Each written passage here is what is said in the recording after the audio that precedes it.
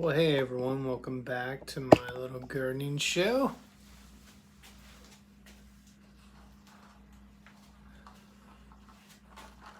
It is Tuesday night, end of April.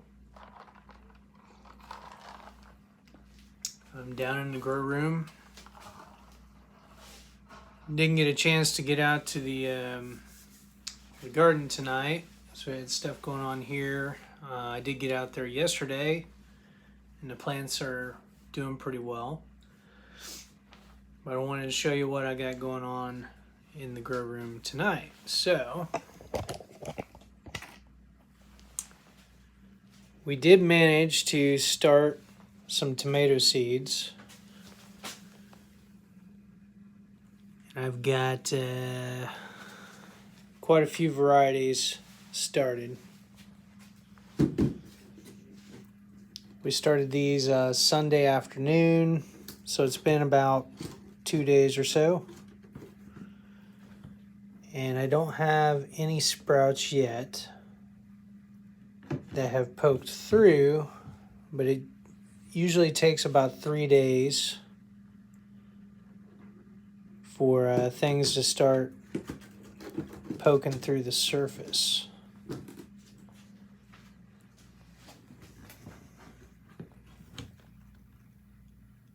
I do have some stuff growing here. Like this is the mycorrhizae fungi that's growing there, I think.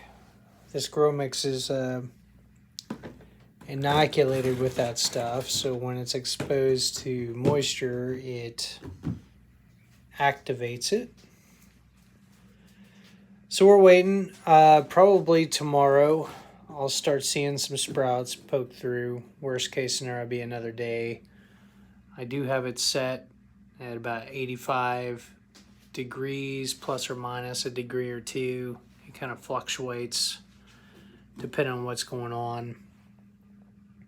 But it really doesn't take long to get things going, and then we'll pot them up.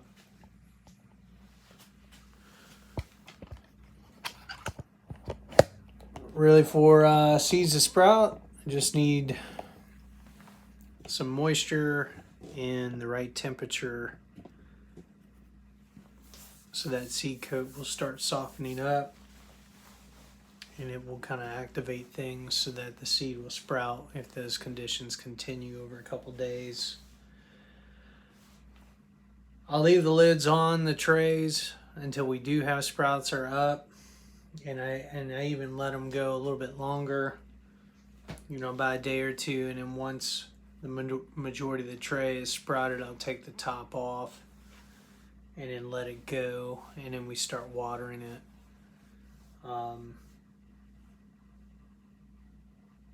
Yeah, by and large, that works pretty well. I did get some more pots in because over the years, I guess the last couple years that I've used these, I think they're 3.5 by 5 inch deep pots to pot everything up. I've given quite a few plants away, and I didn't get the containers back. So I'm now at the point where I needed to replenish. So I got a case of 400. Cost me about 80 bucks to do that, but that should last me a couple years. It's like 10 cents a pot or something like that. It's not that expensive, but so it's cheaper to buy them in bulk, and I know that I'll continue using them. They've worked out pretty well.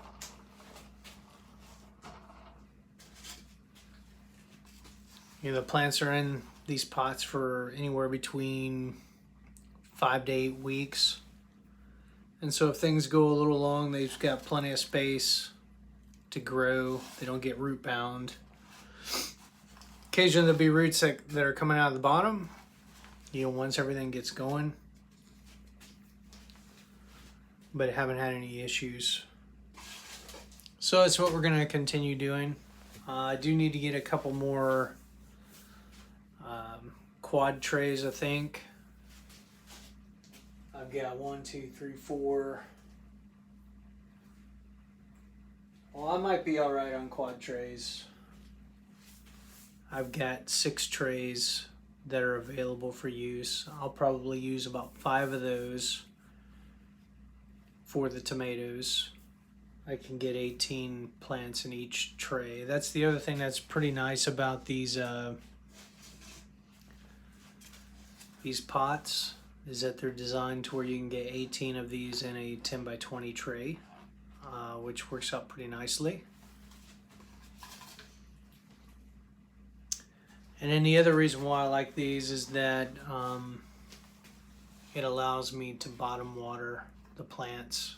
You know, when I go to water over at Dad's house, I'll take one of these pots out with the plant in it, and then just take my watering can or hose, if I'm using a hose, and put about a half gallon of water in the tray, and then just put the seedling back in that I took out, and then within about 15 minutes or so, a good, depending on how dry the pots are, they will have absorbed a good portion of that water. And then through capillary action and all that, as you know, things are growing and it's hot and the plants are taking up water and doing their respiration and all of that stuff, they take up whatever water they need, and it works out pretty well. So we'll see. Again, I'm a couple weeks behind on where I was last year, but I think overall it's gonna work out, because last week we had snow, which is kind of crazy, and about 3 days worth of freezing temperatures.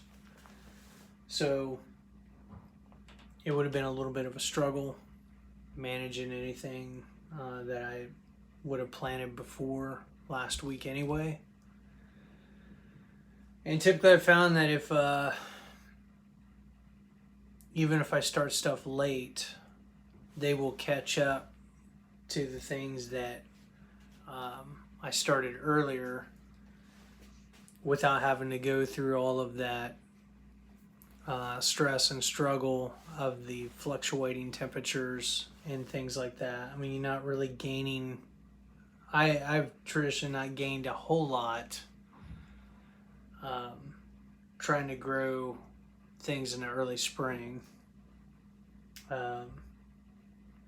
versus, you know, late spring, early summer. So it's given me just some additional time to do some other things and get things in order. We still haven't laid out any of the garden, so I will, within probably the next 2 weeks, we'll be working on doing that, getting it all staked out. You know, I think we're gonna run the riding lawnmower through the leaves, get those all kind of mulched down a little bit, and then figure out our paths where things are going to go. I think it's on the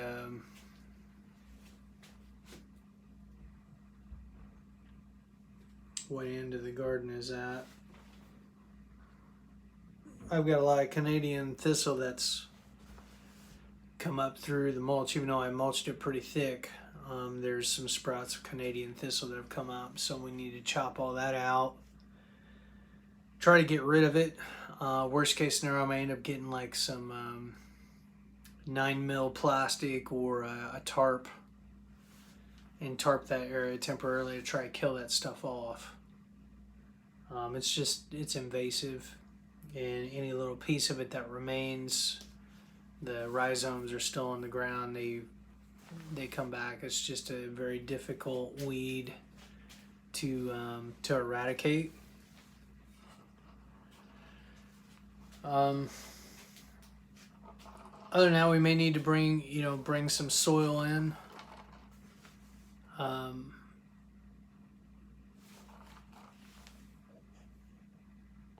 This next year as well. My dad got his driveway paved and decided to help level off the sides from the additional asphalt that was poured in his driveway. Took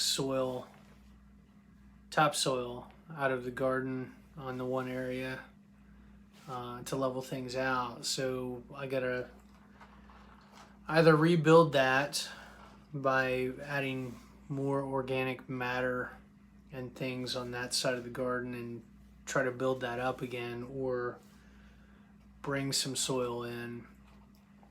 I'm not real keen on bringing soil in because you don't know where you're getting that, and you don't know if it's contaminated or not, with depending on where it's coming from, as opposed to just mulching that area heavily and just continuing to build on that and go from there. So we got some things we got to figure out this season.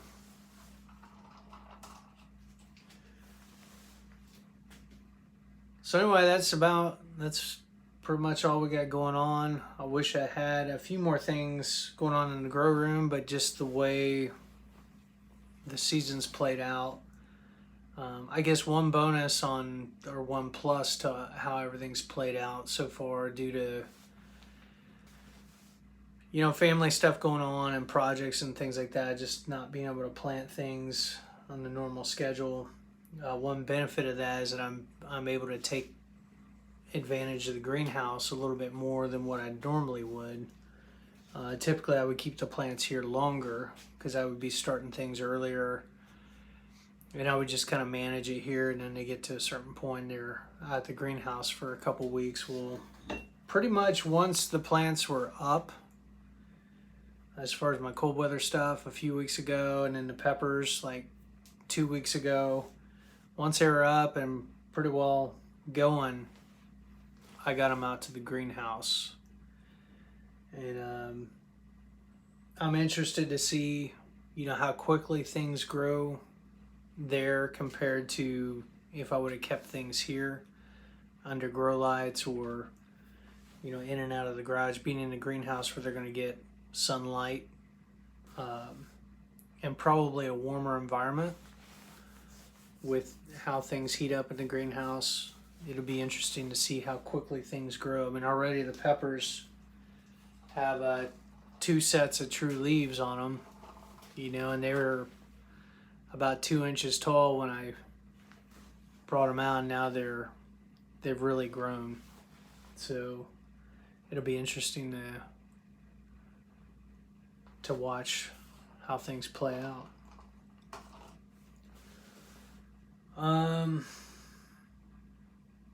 So yeah, I guess that's it. It's getting late. It's about 11 o'clock, 10:30, 11 o'clock, somewhere in there. So I'm gonna try to get some shut-eye tonight, and then we'll see, possibly get out to the garden tomorrow to take a look at things. I will be more than likely applying some liquid fertilizer. You can go the BioThrive route, which this is organic. It's got all kinds of good stuff in it. Or I can make up my my Mittleider constant feed. I've still got several packages of the Mittleider minerals. So that's another thing that I'll need to check on, make sure I've got everything I need for that. If we're gonna be, and I will be utilizing the Mittleider method a little bit, to kind of supplement what we're doing with the soil. The last couple of years we've had pretty good results doing that. And I've got a couple videos on that. And there's a couple videos, a lot of different resources out there on the method. It's basically in-ground hydroponics to a degree, and the idea is that you are providing everything that the plants need. And so soil isn't so much concern. Whereas for me, I'm heading more in the direction of working with nature and the soil and getting things set up to where we're managing the biology of the garden rather than coming at it with a chemical solution or having to add overly rely on fertilizers. Ultimately get it to where the ground is fertile enough to support things that requires minimal inputs, that we can work with the soil food web and things of that nature. That's going to require like utilizing cover crops, trying to experiment with that. It's going to involve doing less tilling and just trying to keep a living mulch going year-round if possible, so that there's a home for the mycorrhizal fungi and all the microorganisms that help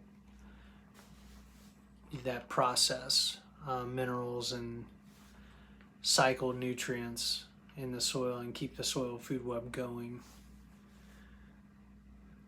so that by eventually doing that, it just kind of builds on itself. And it's, again, just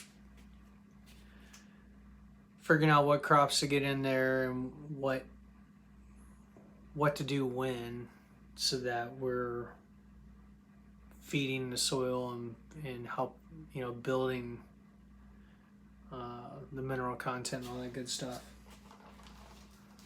So we'll see, and we'll see how much, I don't know, just we'll see how things play out.